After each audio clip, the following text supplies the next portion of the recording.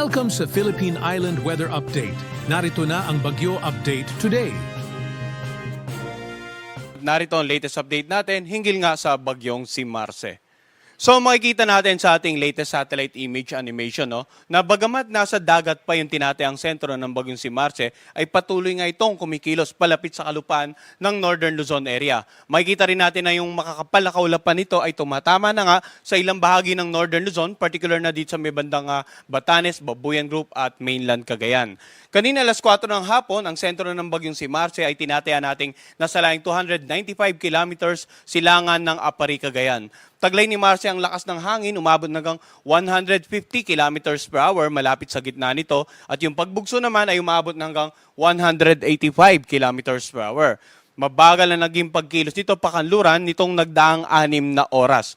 So makikita natin pag medyo bumabagal, mas mapapadalas ang pagtama ng kaulapan sa ilang bahagi ng Northern Luzon area. So malaki ang posibilidad na mababad sa paulan yung ilang bahagi nga ng Northern Luzon. Mamaya ipapakita natin yung ating rainfall forecast within the next 2 to 3 days sa mga lugar na direktang maapektuhan ng bagyong si Marce.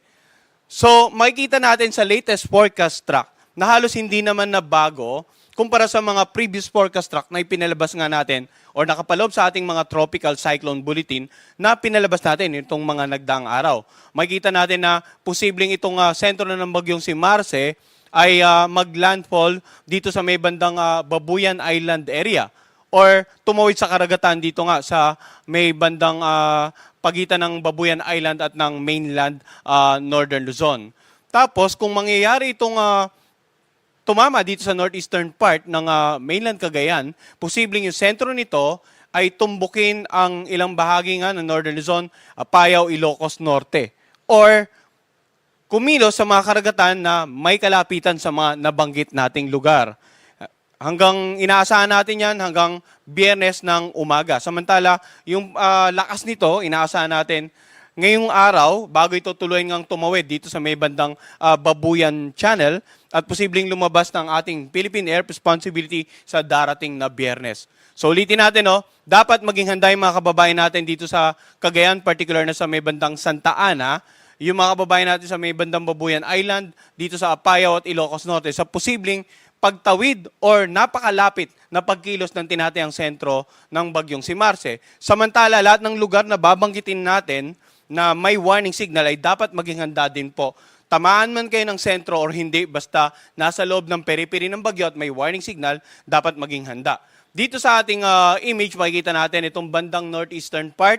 Nakataas po ang tropical cyclone wind signal number 3 dyan.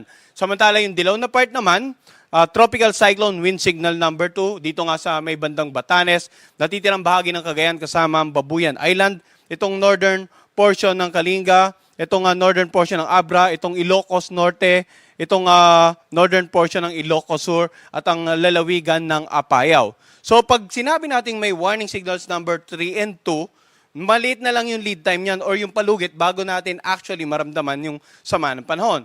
Pag signal number 3, nasa 18 hours na lamang ang palugit natin. Samantala, pag signal number 2 naman, nasa 24 hours pa yung palugit natin bago ma-actual na maramdaman. Pero yung ilang areas na may kalapitan na, dito nga sa malalakas na hangin, ay posibleng nakakaranas na ng masamang panahon. Samantala, warning signal number 1 naman, dito sa mga lugar na naka-highlight ng light blue. Ito nga yung natitirang bahagi ng Ilocos Sur, La Union, northwestern portion ng Pangasinan, sa natitirang bahagi ng Abra ng Kalinga, dito sa may bandang Mountain Province, Ifugao, Benguet, natitirang bahagi ng Isabela, Quirino, Nueva Vizcaya at sa northern portion ng Aurora. Yung mga lugar naman na may warning signal number 1, hindi naman po agad-agad na makakaranas, Karaniwan may palugit pa tayo na 36 hours or less bago natin actual na maramdaman yung direktang epekto ng bagyo. So baka magtaka po sila, may warning signal number 1 sa lugar nila, sa mga nabanggit natin. Pero generally at this moment, habang pinapanood nyo ng live ay maganda at maayos pang panahon, maging handa po tayo. Dahil yun nga, 36 hours or less, magsisimula na nating maramdaman ang epekto ng bagyo habang patuloy nga lumalapit sa kalupaan ng ating bansa. Ngayon, ano nga ba inaasahan natin? Nabanggit natin kanina yung lugar na may warning signals number 3 and 2, masungit ang panahon, maalon hanggang sa napakaalon ng mga karagatan. Pag sinabi po nating masungit ang panahon, maraming pag-ulan na pwedeng magdulot ng pagbaha, lalong-lalo sa mababang lugar. Pagbaha sa mga komunidad na malapit sa gilid ng mga ilog sapagkat pwedeng umapaw ang mga katubigan nito mula sa mga tubig pa na magmumula sa mga karatig lalawigan at ang dadalo yun ay yung ilog na malapit sa inyong lugar.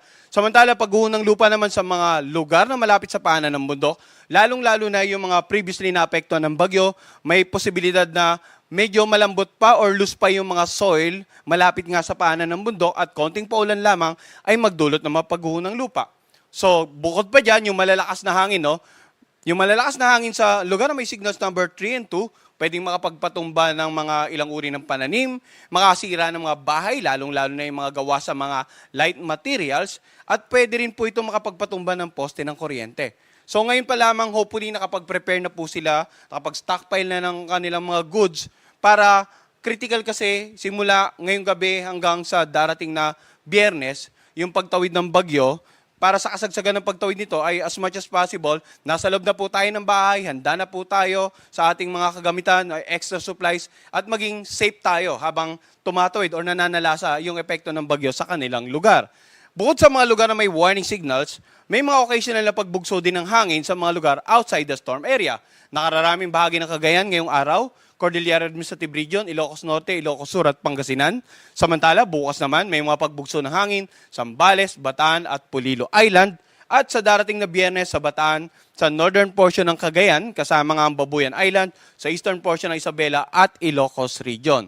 So hindi lamang yung mga lugar na makakaranas ng mga pagbugso ng hangin yung may warning signal, kundi yung mga ilang lalawigan po dito, mapapansin nyo, it's outside the warning signal area. Samantala, nabanggit na natin kanina yung lakas ng hangin. Tingnan naman natin yung inaasahang pag-ulan. Simula ngayong hapon hanggang bukas ng hapon, may inaasahan tayong heavy to intense rains. Itong areas na naka-highlight ng orange. Ang range ng paulan, posibleng umabot ng mula 100 hanggang 200 millimeters. Dito nga sa Cagayan, Apayao, and Ilocos Norte. Samantala, moderate to heavy rains naman sa may bandang Batanes, dito sa may bandang Abra, Isabela, Ilocos Sur, at Aurora. Yan po inaasahan natin paulan ngayong hapon hanggang bukas ng hapon. Samantala, bukas naman ng hapon hanggang sa darating na Biyernes ng hapon, asahan natin na mas madaming paulan, no? Dito sa areas na naka-highlight ng red dahil nakita natin kanina sa forecast track na bukas yung critical hanggang darating na Biyernes, yung pagtawid, posibleng pagtawid dito sa northern Luzon area or dito sa dagat sa pagitan nga ng isla ng Babuyan Island at ng mainland na northern Luzon. Kaya mas maraming paulan na inaasahan natin pagdating ng bukas ng hapon hanggang sa darating na Biyernes ng hapon. Intense to torrential rains, more than 200 millimeters of rain po sa Cagayan, Apayao, and Ilocos Norte. Heavy to intense rains naman sa Batanes, dito sa may bandang Abra at Ilocos Sur. Samantala may moderate to heavy rains naman sa mga areas na naka-highlight ng yellow, Isabela, Kalinga, Pangasinan, La Union at Mountain Province. Simula naman sa Biyernes ng hapon hanggang sa darating na Sabado ng hapon, kanina nabanggit natin Biyernes lalabas na ng PAR ang bagyong si Marce, no? Pero dahil malawak pa rin yung kaulapan na dala nito, posible pa rin makaranas ng paulan dito nga sa may bandang Apayao at Ilocos Norte, intense to torrential. Biyernes ng hapon hanggang Sabado ng hapon. Samantala, heavy to intense Ilocos Sur at Abra, moderate to heavy rains naman dito sa areas na naka-highlight ng yellow sa may bandang Batanes, Cagayan, Kalinga, La Union, Pangasinan, Benguet at Mountain Province. So kung makikita natin yung forecast nating rainfall pattern sa susunod na 2 hanggang 3 araw, inaasahan talagang mabababad po sa paulan itong nakararaming bahagi ng Northern Luzon. So sa ngayon pa lamang, no, inaabisuan na po natin, no, patuloy na mag-monitor sa updates ng Pag-asa regarding sa bagyong si Marce. Patuloy din makipag-ugnayan sa kanilang local government units at local disaster risk reduction managing officers para sa mga disaster preparedness and mitigation measures. No? Samantala, ano naman yung magiging lagay ng mga karagatan, lalong-lalo sa areas na posibleng ang direktang maapektuhan ni Marce. Makikita natin sa ngayon pa lamang, no, may gale warning tayo sa mga karagatan sa paligid ng Batanes, Cagayan kasama ang Babuyan Island, Isabela, Ilocos Norte, Ilocos Sur, La Union, Pangasinan, and sa Aurora. Pag sinabi naman nating may gale warning, magiging maalon hanggang sa napakaalon, hanggat maaari wag na po pumalaw dyan yung anumang uri ng sasakyang pandagat. Simula po ngayong araw hanggang sa tuluyan ng makalabas pa ng PAR ang bagyong si Marce, possibly by Friday afternoon or evening.